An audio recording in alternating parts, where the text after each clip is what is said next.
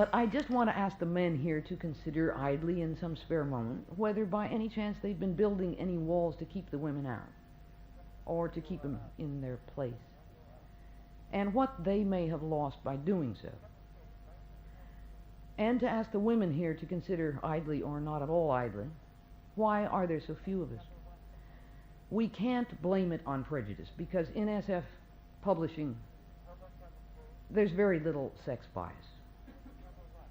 Have women walled themselves out through laziness of mind, for fear of being seen using the intellect in public, or fear of science and technology, or fear of letting their imagination go, or perhaps fear of competing with men? That, as we all know, is an unladylike thing to do. But art is not ladylike or gentlemanly. It's not masculine and it's not feminine. The reading of a book, the writing of a book, isn't an act that's dependent in any way upon one's gender. In fact, very few human acts other than procreation and gestation and lactation are.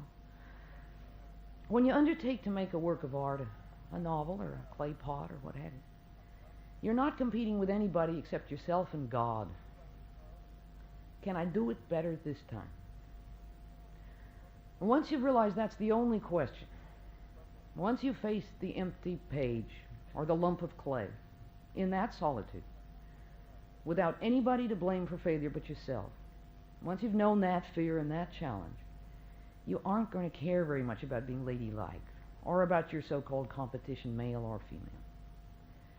The practice of an art is, in its absolute discipline, the experience of absolute freedom.